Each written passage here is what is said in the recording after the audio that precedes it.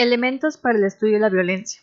En términos generales, se puede considerar que el estudio de la violencia se aborda desde 4 principales campos de investigación, pero en cualquier caso de estas valorizaciones son susceptibles de realizarse tanto para las causas de la violencia, sus formas y dinámicas, y como, punto más importante, sus consecuencias.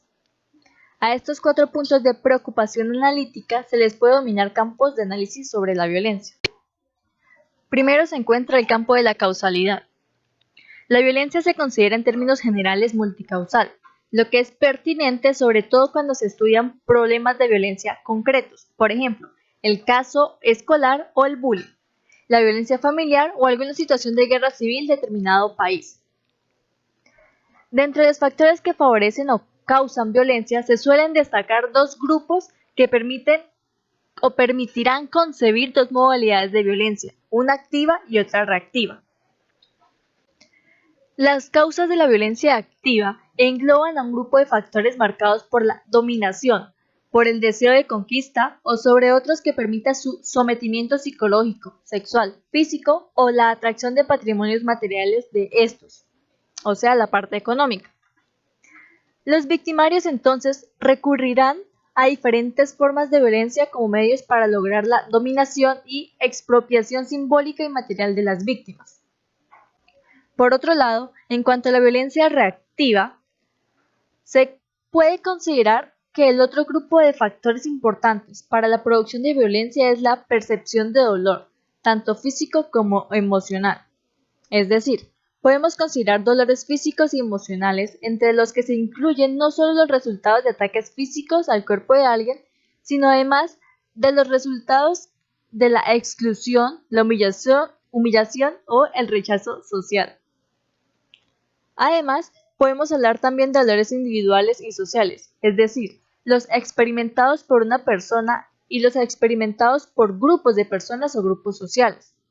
Entonces, la percepción del dolor puede activar a quienes lo padecen, respuestas agresivas y violentas contra las personas que suelen considerarse responsables de la producción de este dolor, aunque en ocasiones, como se comentará más adelante, esta respuesta violenta puede sufrir desplazamientos temporales o espaciales en su manifestación.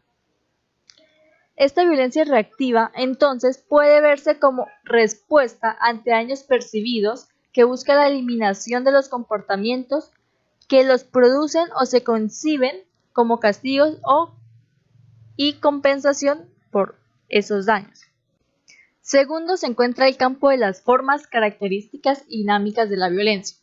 La primera que se destaca en el estudio de la violencia es la comprobación de la pluralidad de las formas en que éste puede presentarse.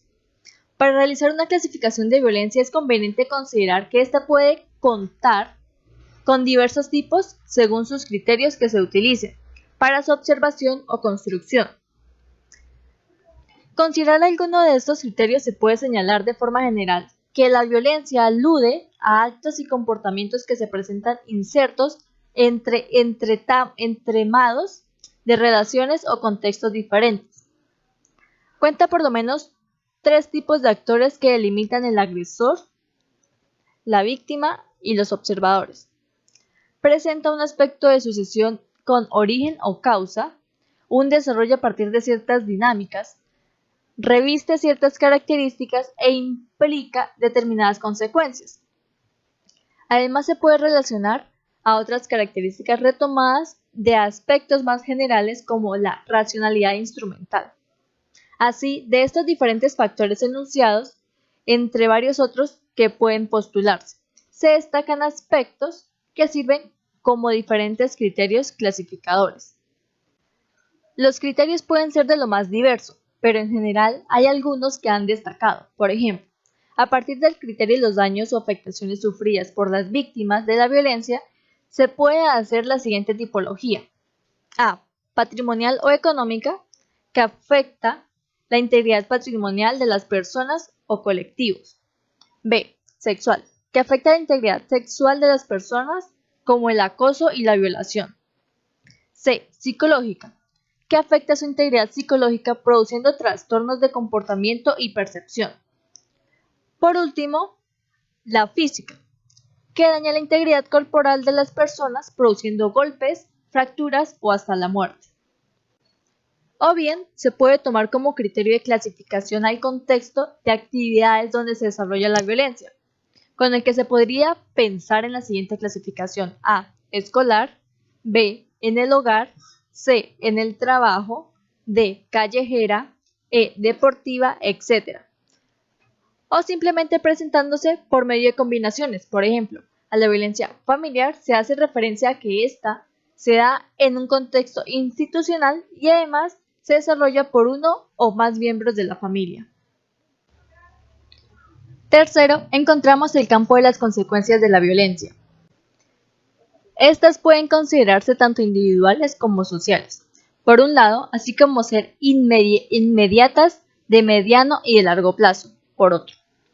Desde luego, estas consecuencias están directamente relacionadas con el tipo de violencia que se estudie y con la perspectiva que se asuma en el estudio. Así, por ejemplo, en un estudio de violencia doméstica que solo se preocupe por la delimitación de hechos o por la búsqueda de culpables y las sanciones, se tenderá a privilegiar las consecuencias y daños individuales hacia las víctimas directas, y solo para el plazo inmediato de los hechos.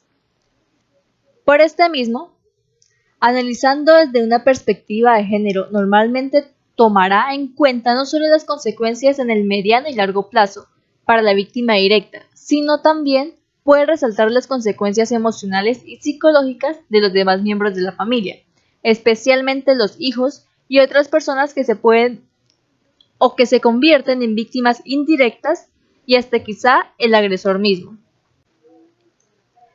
Entre estos daños están los que ya se mencionaban anteriormente: la afectación a la integridad física de las personas, en su integridad emocional y psicológica y a su integridad patrimonial. Mientras que en términos sociales, las consecuencias de ciertas relaciones de violencia pueden llevar a la desestructuración de los lazos sociales a mediano y largo plazo, a la instauración del miedo y a la desconfianza social, a situaciones de anomía y, en último término, a la intensificación de las dinámicas de espiral de violencia. Finalmente se encuentra el campo valorativo. Un aspecto relevante de la valorización de la violencia es la relativación valoritativa de acuerdo con los sujetos implicados en los contextos de violencia, pues como considera Robert Dawes y John Hughes, los actos de violencia pueden juzgarse como moralmente buenos o malos o neutros, según quienes participen en ellos, contra quién estén dirigidos y a quién realice el juicio. Si los miembros de un grupo social consideran que los actos de violencia como justificables en cierto modo, podremos hablar de actos legítimos, es decir, la valorización atiende no solo al acto violento mismo, sino que también está referida a los agentes participantes. Se postulan aquí tan solo 4 formas en las que puede concebirse el tema de la valorización a propósito de la violencia: la calificación, la racionalización, justificación y jurisdicción.